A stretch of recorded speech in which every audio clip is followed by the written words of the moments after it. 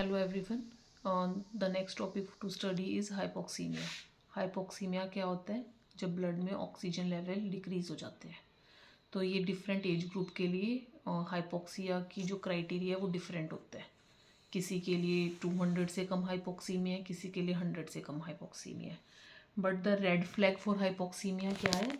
अगर PaO2 level less than 60 millimetre of mercury किसी भी एज ग्रुप में हो जाए तो वो एक रेड फ्लैग है। और अगर SO2 लेस देन 90% है तो वो भी एक रेड फ्लैग है।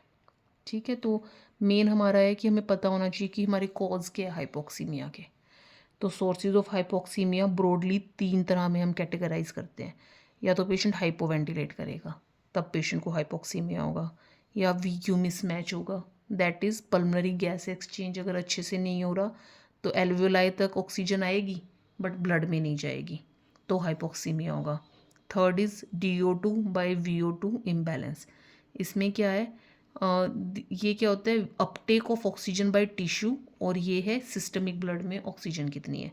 अगर सिस्टमिक ब्लड में ऑक्सीजन कम है या फिर ऑक्सीजन का अपटेक टिश्यू से ज़्यादा है, जैसे कि CA के पेशेंट्स में होता है कि हाइपर मेटाबॉलिज्म होता है तो ऑक्सीजन अपटेक बढ़ जाता है, तो उसमें अगर इम्बैलेंस है तो हमारा हाइपोक्सीमिया हो सकता है।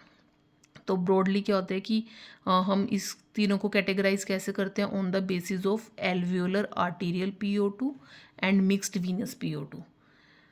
इसमें क्या होता है कि हम डिफरेंस कैलकुलेट करते हैं। अगर तो डिफरेंस इज़ नॉर्मल तो मतलब पेशेंट हाइपोवेंटिलेट कर रहा है। अगर डिफरेंस ज़्यादा है इसका मतलब क्या है, एल्वियोलाई में ज़्यादा है और आर्टरी में कम है। ऐसा कब होगा, जब एल्वियोलाई तक तो पहुंच रही है बट आर्टरी में नहीं जा पा रही, वो होगा VQ मिसमैच की वजह से।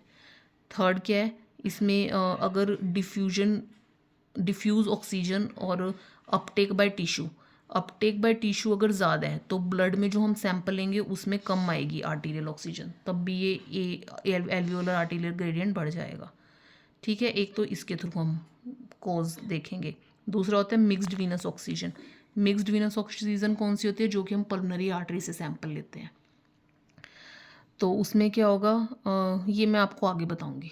अगर तो डिटेल में हम आगे पढ़ेंगे, बट अगर ये नॉर्मल है तो इन दोनों में से कोई कॉज हो सकता है, और डिक्रीज्ड है तो DO2/VO2 इम्बैलेंस हो सकता है। And next we will read about the causes of hypoxemia in detail. First is hypoventilation. Hypoventilation के क्या क्या कॉजेज हो सकते हैं? First is brain stem respiratory depression. ये मोस्ट कॉमन कोज होता है। ये किस में होता है, या तो ड्रग इंड्यूस्ड हो सकता है जैसे कि ओपियोइड्स के बाद हो जाता है। दूसरा होता है ओबेसिटी हाइपोवेंटिलेशन सिंड्रोम, जिसको पिक्विकियन सिंड्रोम भी बोलते हैं, और ये उन पेशेंट्स में होता है जिनका BMI 35 kg/m² से ज़्यादा होता है। Second cause of hypoventilation is peripheral neuropathy. Peripheral neuropathy usually ICU के पेशेंट्स में हो जाती है। वो क्रिटिकली इलनेस मायोपैथी बोलते हैं उसे, एंड हाइपोफॉस्फेटीमिया की वजह से हो सकता है या फिर माइस्थीनिया ग्रेविस की वजह से। थर्ड इज़ मसल वीकनेस हो सकती है, वो क्रिटिकली इल मायोपैथीज में हो जाती है, hypophosphatemia and myasthenia gravis. For both reasons are same. ये मैं आपको पहले ही बता चुकी हूँ कि respiratory failure in ICU patient हम कैसे पता करते हैं। अगर उसके लिए हम क्या देखते हैं, MIP देखते हैं, मैक्सिमम इंस्पिरेटरी प्रेशर। नॉर्मली ये less than -225 centimetre of water होना चाहिए। नॉर्मल ये क्या होता है कि ये -80 सेंटीमीटर ऑफ वाटर होना चाहिए, बट अगर less than 25 centimetre of water हो गया तो दैट मीन्स पेशेंट को रेस्पिरेटरी मसल फेलियर है। इसके कॉजेज़ क्या क्या होते हैं? इडियोपैथिक पोलिन्यूरोपैथी हो सकती है, सेप्सिस हो सकती है, prolong mechanical ventilation and use of muscle relaxant. ये प्लीज़ आप दोबारा नोट कीजिए कि normally -80 centimetre of water at least होना चाहिए, बट अगर लेस देन 25 है तो पेशेंट रेस्पिरेटरी मसल फेलियर में है। सेकेंड कॉज क्या होता है, VQ mismatch, and third is systemic oxygen and oxygen extraction from blood tissue में डिफरेंस। ठीक है, next we will read about the mixed venous oxygen saturation. Mixed venous blood हम कौन सा यूज़ करते हैं, दैट इज़ पल्मोनरी आर्टरी का blood. तो पल्मोनरी आर्टरी से मोस्टली हम सैंपल नहीं ले सकते, तो इसलिए हम सेंट्रल वेन से भी सैंपल ले सकते हैं। तो उसका रिलेटेबल ही होगा, मतलब आसपास ही होगा, एग्जैक्ट नहीं होगा पर ऑलमोस्ट सिमिलर तो उसमें क्या होता है कि उसके लिए हम यूज़ करते हैं PVO2, मिक्स्ड वीनस PO2। ये हम पल्मोनरी आर्टरी से सैंपल लेते हैं, ये डायग्राम के थ्रू समझते हैं। ये जैसे पल्मोनरी आर्टरी से ब्लड आ रहा है, ये हमारा क्या होता है, हार्ट से ब्लड लंग में जाता है, लंग में ऑक्सीजनेट होता है, फिर ब्लड बॉडी में चला जाता है। तो ये पीछे से ब्लड आया हार्ट से, तो हार्ट से ब्लड आया पल्मोनरी आर्टरी के थ्रू लंग्स में क्या होगा कि एल्वियोलाई से ऑक्सीजन ऐड होगी और वो आर्टीरियल मतलब ब्लड PaO2 वो वैल्यू होती है जो हम लेते हैं पल्मोनरी वेन वाली, ठीक है। तो अगर एक्सचेंज नॉर्मल है इस लेवल पे, तो जो ये PaO2 है वो इस पे डिपेंड करेगी कि एल्वियोलाई से कितनी ऑक्सीजन आई, उतना ही PaO2 बढ़ जाएगा।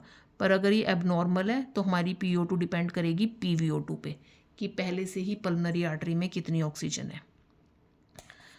ओके, तो greater impairment of gas exchange अगर है, ये वाला है, तो कंट्रीब्यूशन ऑफ ये कम हो जाता है PaO2 में और इसका बढ़ जाता है अगर यहाँ पे इम्पेयरमेंट है पल्मोनरी गैस एक्सचेंज में।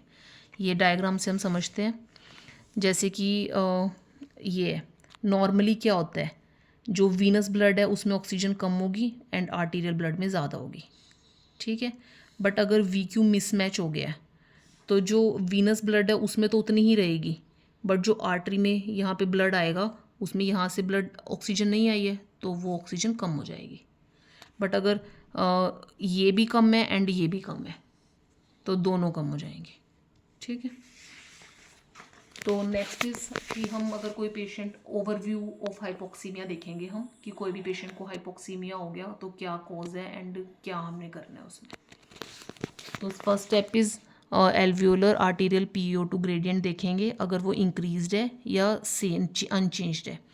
अगर तो ये इंक्रीज़ हो गया है तो मोस्ट कॉमन कॉज क्या होगा उसका, कार्डियोपल्मोनरी डिसऑर्डर होगा।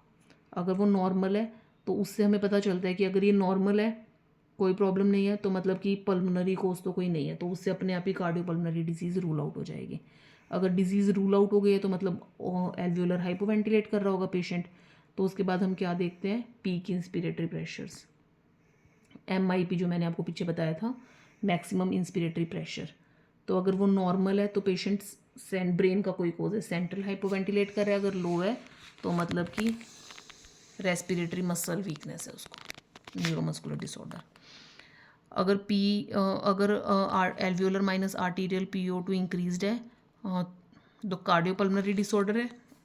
उसके लिए हम VQ मिसमैच है या नहीं है वो देखेंगे पेशेंट को, ठीक है। अगर तो वीनस PaO2 मोर देन 40 है तो मतलब कि VQ एबनॉर्मेलिटी है, अगर लेस देन 40 है तो DO2/VO2 इम्बैलेंसेस है, ठीक है।